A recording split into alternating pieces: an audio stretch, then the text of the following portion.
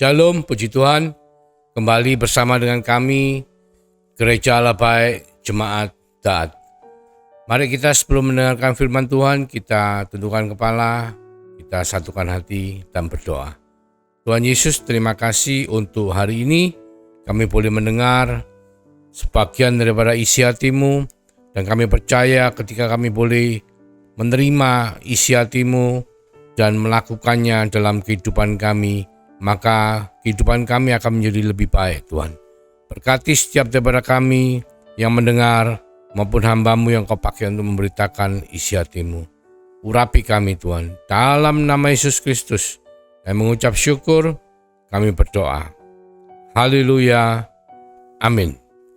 Puji Tuhan, hari ini kita akan membahas suatu topik yang sangat umum tetapi sangat menarik karena bisa memberikan kita banyak pengetahuan atau keterangan yang mungkin dulu kita tidak pernah mikirkan.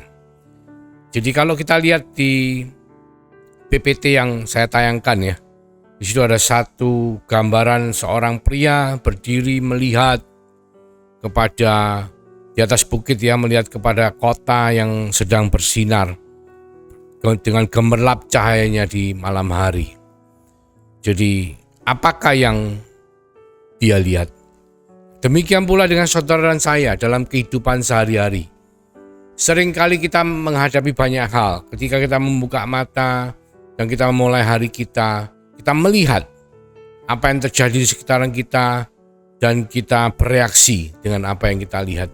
Tetapi yang sangat menarik adalah meskipun kita melihat hal yang sama, saudaraku, mungkin kalau kita bicara suami istri, bangun pada kamar yang sama, ranjang yang sama, tapi ketika mereka membuka mata mereka dan mereka melihat sesuatu terjadi dalam rumah, maka reaksi mereka biasanya pasti tidak akan sama. Jadi kita akan membahas dari Alkitab, di mana ada beberapa keadaan di mana orang itu melihat hal yang sama, tetapi mereka bereaksi dengan cara yang berbeda. Kita melihat satu hal adalah di Bilangan 13 ayat 32b sampai 33 ya, dikatakan, negeri yang telah kami lalui untuk diintai adalah suatu negeri yang memakan penduduknya, dan semua orang yang kami lihat di sana adalah orang-orang yang tinggi-tinggi perawakannya. Juga kami lihat di sana orang-orang raksasa, orang enak yang berasal dari orang-orang raksasa, dan kami lihat diri kami seperti belalang, dan demikian juga mereka terhadap kami.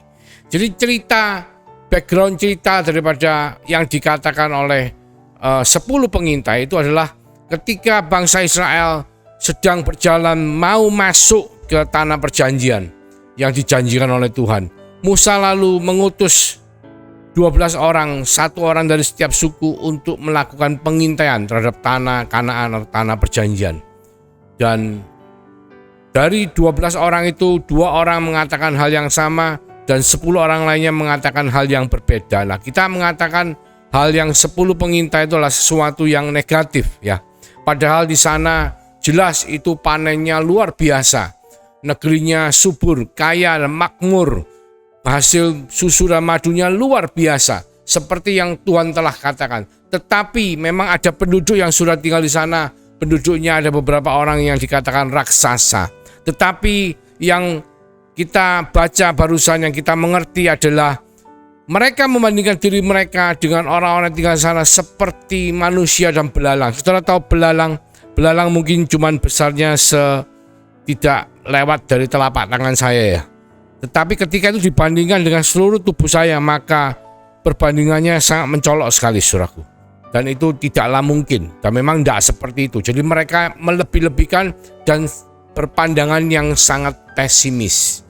Dan yang terjadi adalah di ayat 14, Bilangan 14 ayat 7-9 dikatakan, negeri yang kami lalu itu diintai adalah luar biasa baiknya. Jika Tuhan berkenan kepada kita, maka Ia akan membawa kita masuk ke negeri itu dan akan memberikan kepada kita suatu negeri yang berlimpah-limpah susu dan madunya. Hanya janganlah memberontak kepada Tuhan dan janganlah takut kepada bangsa negeri itu, sebab mereka akan kita telan habis. yang melindungi mereka sudah meninggalkan mereka, sedang Tuhan menyertai kita. Janganlah takut kepada mereka. Ini adalah sudut pandang dari dua orang, yaitu Kaleb dan Yosua, yang mana sangat bertolak belakang dengan apa yang dikatakan oleh 10 orang pengintai lainnya. Padahal mereka sama-sama pergi mengintai tempat yang sama, melihat hal yang sama selama 40 hari. Tetapi mereka keluar dengan cara reaksi, cara melihatnya yang berbeda. Yang satu pesimis, yang satu optimis. Nah, kita lihat saudaraku, bukan cuma itu saja. Kita juga melihat ketika terjadi peperangan antara bangsa Israel dengan bangsa Filistin, di mana Saul waktu itu masih menjadi raja. Dan ketika mereka berperang melawan Goliat, saudaraku, yang dikatakan adalah mereka tidak ada yang berani menghadapi Goliat. Tetapi ketika Daud yang disuruh mengirim makanannya oleh papanya Isai kepada saudara-saudaranya di medan perang, dia melihat betapa Goliat menghina bangsa Israel, menghina seluruh martabat daripada bangsa Israel sebagai bangsa pilihan Tuhan. Maka dia menjadi sangat marah dan dia mengatakan, Allah Israel, Allahku akan maju bersama aku untuk mengalahkan engkau.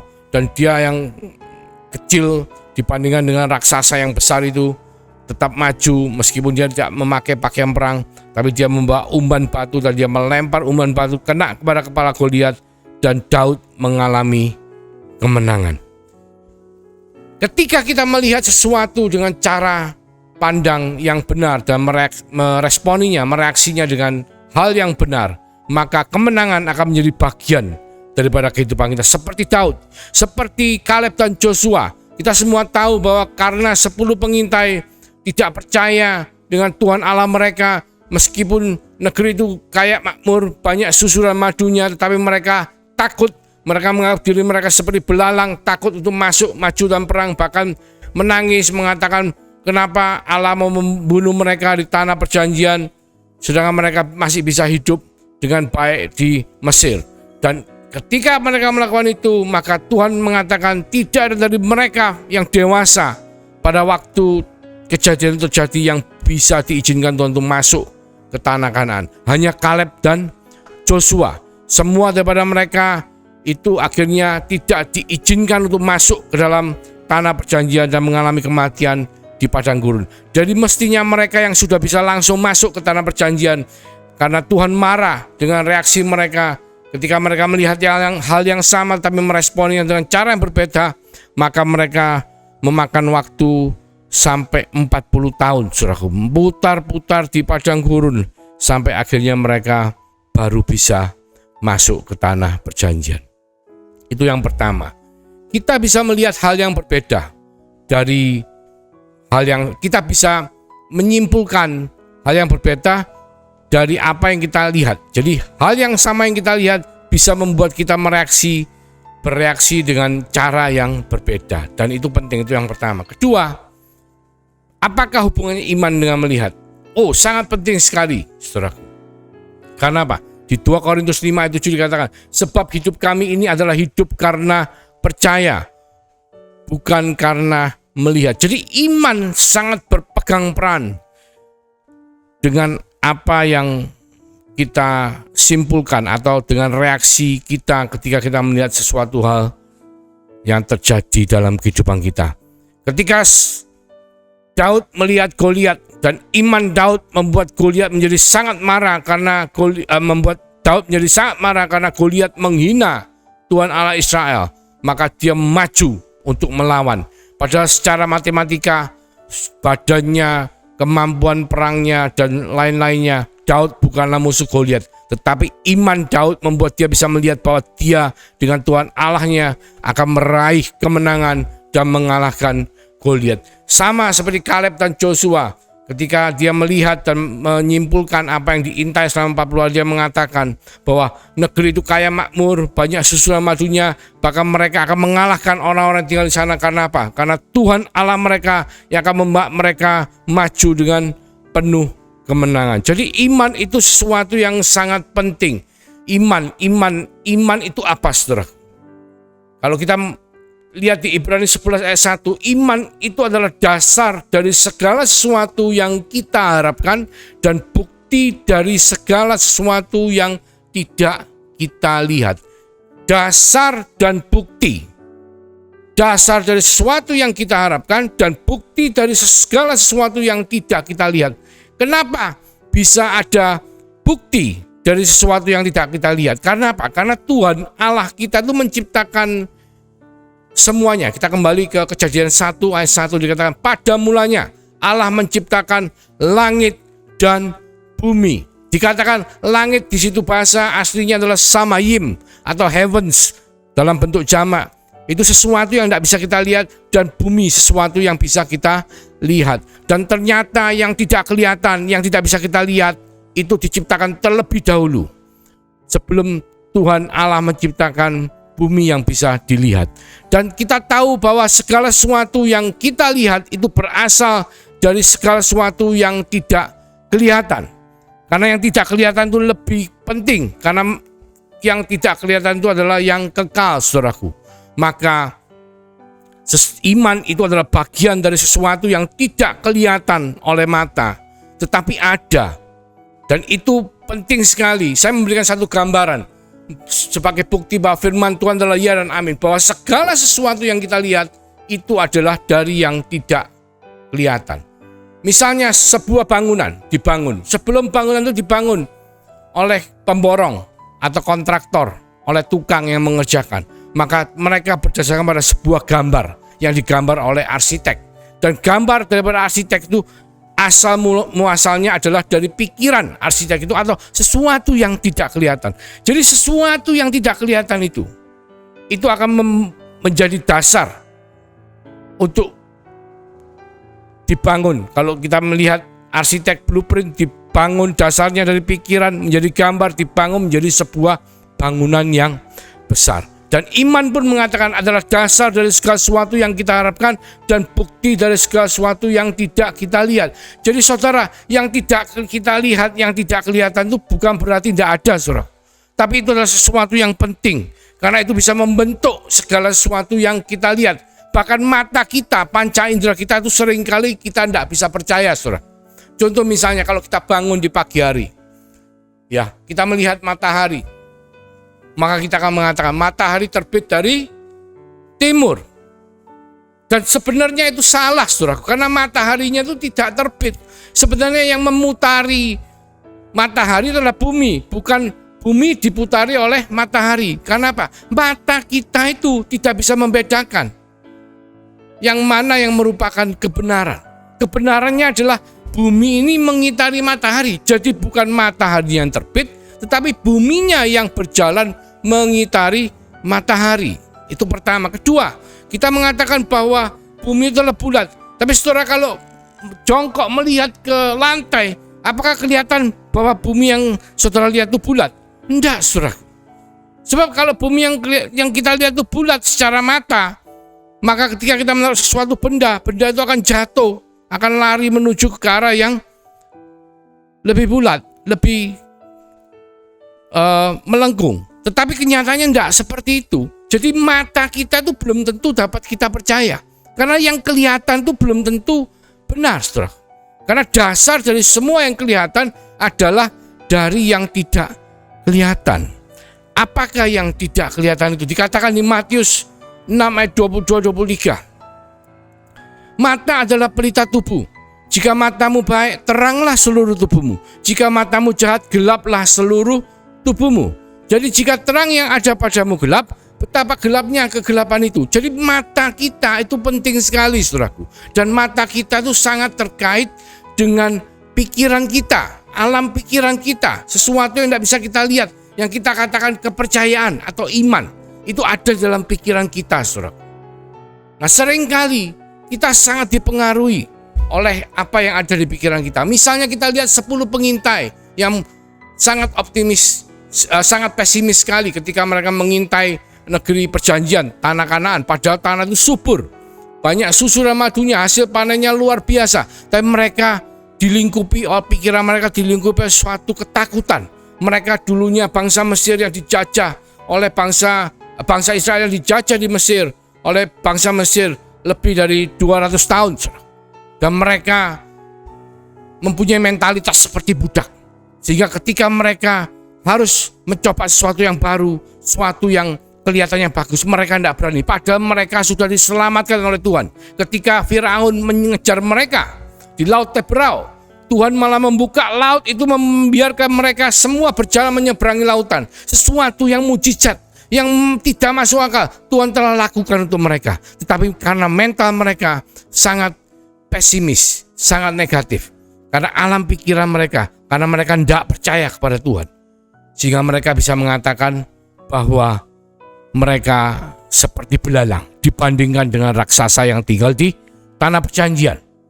Jadi penting sekali saudaraku, bukan hanya mata secara fisik, tapi pikiran kita, iman kita, kepercayaan kita, untuk kita bisa melewati semuanya dan menjadi lebih daripada orang-orang yang menang. Nah, kita lihat sebetulnya apa yang ada di dalam pikiran kita, seperti apa yang ada di dalam pikirannya Kaleb dan Joshua, itu akan membentuk menjadi satu peta kehidupan, membuat kita ini menjadi orang yang seperti apa. Contoh, semisal kita melihat bahwa saat-saat sekarang ini di mana pandemi sudah hampir selesai dan kita melihat bahwa perekonomian sudah mulai pelan-pelan akan bangkit, tetapi kita juga melihat bahwa ada satu perubahan yang signifikan yang terjadi di masyarakat, yaitu kehidupan berbisnis ini sudah mulai berubah. Seperti yang telah saya bahas beberapa tahun lalu, bahwa dari industri 4.0 kita akan masuk ke dalam industri 5.0. Indonesia yang dulunya 3.0, lalu dengan adanya pandemi, mau tidak mau harus semua orang belajar untuk pakai handphone ya, untuk bekerja secara online, work from home, untuk bahkan berdagang secara online. Itu mau tidak mau terpaksa. Tapi puji Tuhan, Tuhan mengizinkan kita semua untuk belajar hidup di industri 4.0. Tetapi banyak dari bisnis masih belum bisa menyesuaikan, saudara, karena mereka belum punya banyak waktu untuk bisa menyesuaikan, sehingga banyak dari mereka itu mengalami kebangkrutan, mengalami kerugian. Mereka tutup, gulung tikar, ganti profesi dan lain sebagainya. Contoh, saya kasih satu gambaran. Kalau dulu kita mau beli shower, misal, kalau saya mau beli shower, saya baru renovasi rumah, saya akan pergi ke toko beli. Nah, akhir-akhir ini ketika saya cek mau beli shower, saya ke Ace Hardware dan saya cek di sana harganya 4 juta lebih, saudara. Barang yang sama saya lihat di online dan saya memesan melalui online, yang mana toko itu memesankan melalui China langsung dan makan waktu pengiriman sampai 2 minggu. Harganya cuma 1,8, saudara. Dan hal ini membuat segala sesuatunya berubah. Yang dulunya orang bisa bekerja baik-baik dengan membeli barang, taruh di tokonya dan jual dengan keuntungan, tapi hari ini dengan adanya industri 4.0, banyak pekerjaan akan hilang, termasuk toko-toko yang secara tidak online itu akan mengalami kerugian. Karena apa? Mereka harus kulak dulu, harus punya modal. Sedangkan yang saya bicarakan tadi, saya pesan itu mungkin dia belum punya modal. Dia ketika ada orang pesan, dia langsung pesan ke China. Sehingga apa? Sehingga dia memerlukan modal yang minim, tapi bisa melakukan transaksi dengan turnover yang sangat cepat. Itu adalah suatu perubahan zaman yang terjadi hari-hari ini. Ketika peta kehidupan kita tidak benar, oleh karena keyakinan yang kita miliki tidak tepat, maka kita bisa mengalami banyak masalah dalam kehidupan hari-hari ini.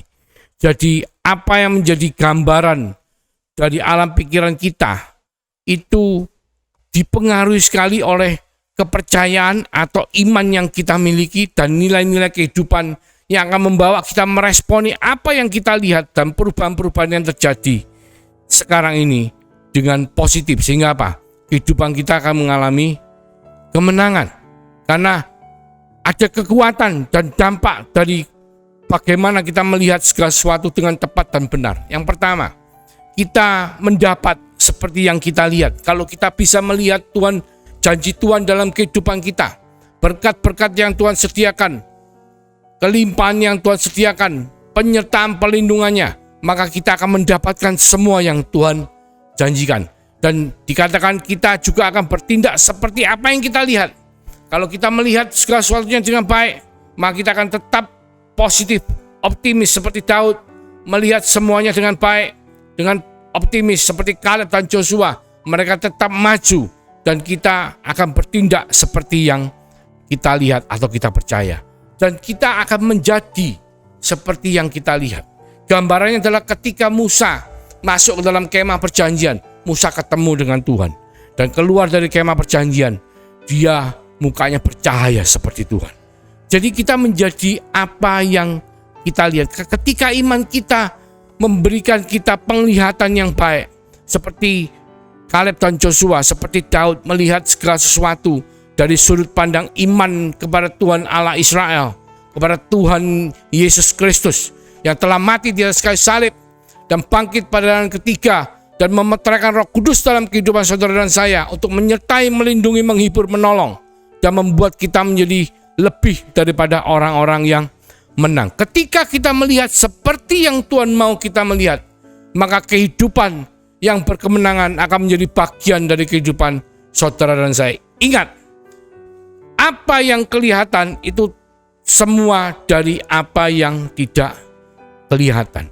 Jadi kekuatan iman kitalah yang menentukan bagaimana kita bereaksi, meresponi, bertindak,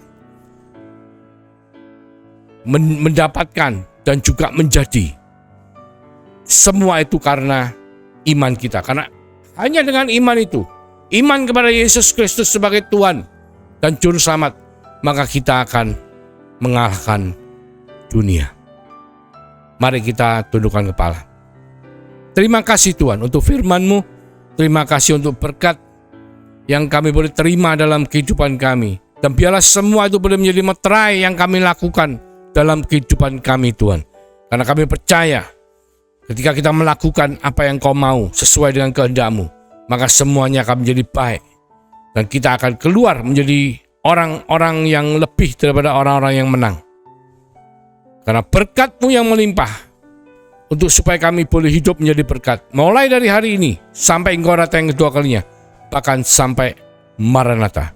Di dalam nama Tuhan Yesus Kristus, kami mengucap syukur, kami berdoa. Haleluya. Amin.